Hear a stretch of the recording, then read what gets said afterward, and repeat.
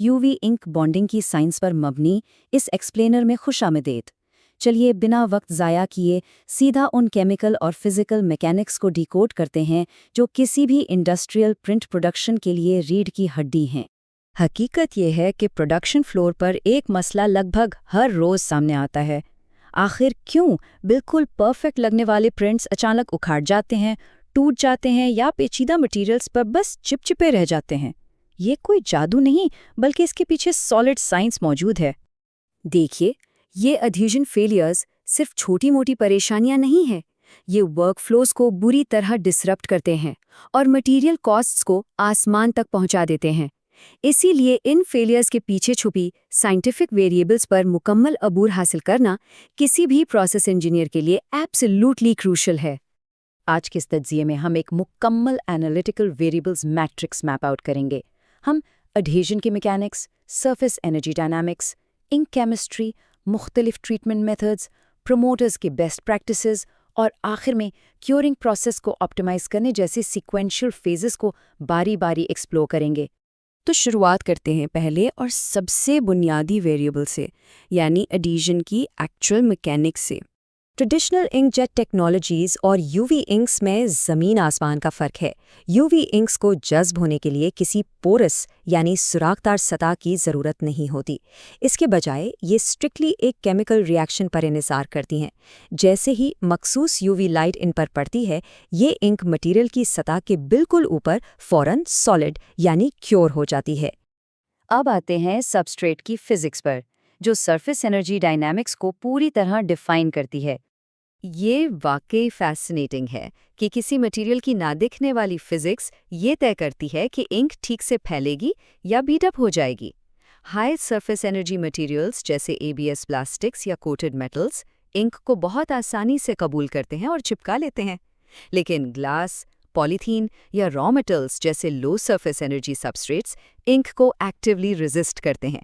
जब तक इन पर फिजिकल या केमिकल प्री ट्रीटमेंट ना हो, बॉन्ड बनना लगभग नामुमकिन होता है। तो इस मसले में टारगेट क्या होना चाहिए? यूवी डिजिटल इंक से बेस्ट परफॉर्मेंस लेने के लिए इंडस्ट्रियल प्रोडक्शन फ्लोर्स को हमेशा 40 से 50 के दरमियान डाइन लेवल टारगेट करना चाहिए। ये एक गोल्डन रूल है। सबस्ट्रेट की फिजिक्स को समझने के बाद अगला लॉजिकल स्टेप मटेरियल को दुरुस्त इंक केमिस्ट्री के साथ मैच करना है। ये टेबल बहुत खूबसूरती से वाज़े करता है कि ये अलाइनमेंट इंतहाई प्रिसाइज होनी चाहिए। सख्त और रिजिड प्लास्टिक्स पर हमेशा रिजिड यूवी फॉर्मुलेशंस लगाई जाती हैं ताकि वो इम्पैक्ट पर उखड़े नहीं। दूसरी तरफ लचकदार मटेरियल्स के लिए फ्लेक्सिबल इंक्स ज़रूरी हैं ताकि मोड़ने पर उनमें क्रैक्स ना आएं। और अगर मटेरियल डार्क या हाईली रिफ्लेक्टिव है तो कलर वॉशआउट से बचने के लिए highly opaque UV gel white inks को बेस कोट के तौर पर यूज़ किया जाता है। इन पेचीदा इंक केमिस्ट्रीज को ठीक से अप्लाई करने का काम पीजो इलेक्ट्रिक प्रिंट हेड्स करते हैं। ये प्रिंट हेड्स इलेक्ट्रिकल करंट्स के जरिए क्रिस्टल्स की शक्ल तब्दील करते हैं, जिससे इंक ड्रॉपलेट का साइज और लेयरिंग इंतहाई बारीकी से कंट्रोल होती है। इस टेक्नोलॉजी का सबसे बड़ा एडवांटेज ये है कि इसमें कोई थर्मल हीटिंग एलिमेंट्स नहीं होते, जिसकी वजह से इंक की लाइफ काफ़ी लंबी होती है और हीट सेंसिटिव इंक्स महफूज रहती हैं। लेकिन क्या हो अगर सबस्ट्रेट बहुत लो एनर्जी और मुश्किल हो?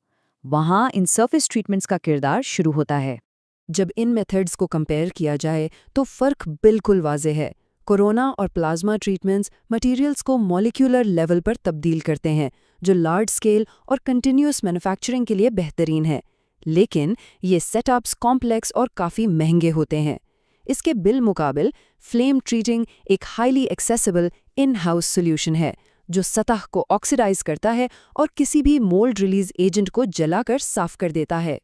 अगर फैसिलिटी में फिजिकल ट्रीटमेंट्स दस्तयाब नहीं हैं, तो केमिकल प्रेपरेशंस और अडहेजन प्रमोटर्स का इस्तेमाल लाजमी हो जाता है। एडहेजन प्रमोटर्स लगाना एक इंतहाई मेटिकुलस मैनुअल प्रोसीजर है। इसमें सबसे पहले सबस्ट्रेट को साफ करना, लिंट फ्री माइक्रोफाइबर क्लॉथ से प्री ट्रीटमेंट अप्लाई करना और उसे कंप्लीटली ड्राई होने देना शामिल है। उसके बाद एक स्ट्रिक्ट 24 घंटे की प्रिंटिंग विंडो होती है, जिसके अंदर प्रिंट लाजमी निकालना होता है। और हाँ, इस दौरान मटीरियल पर फिंगरप्रिंट्स का आना स्ट्रिक्टली मना है, वरना सारी मेहनत ज़ाया हो सकती है। जैसा कि इंडस्ट्री गाइड्स पॉइंट आउट करती हैं, कोई एक मैजिक प्राइमर नहीं है जो हर जगह काम करे। हर केमिकल प्राइमर मखसूस सबस्ट्रेट्स के लिए डिज़ाइन किया गया है।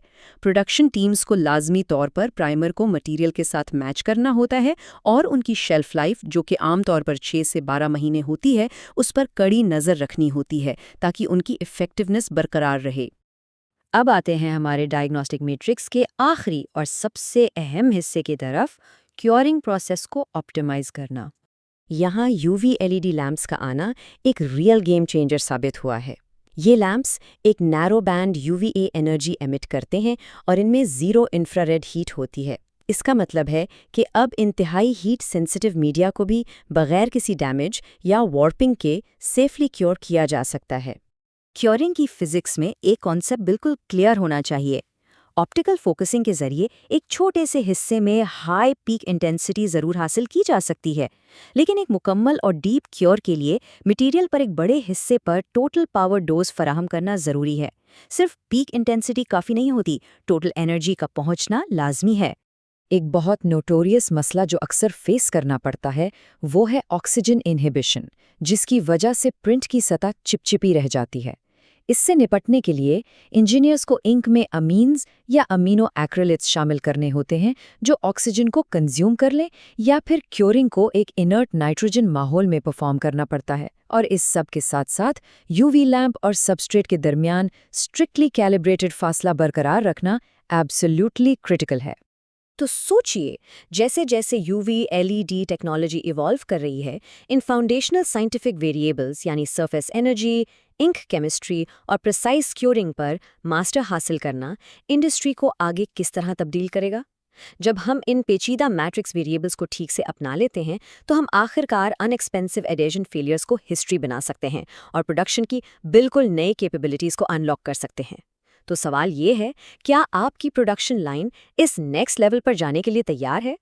इस एक्सप्लेनर में हमारे साथ शामिल होने का बहुत शुक्रिया।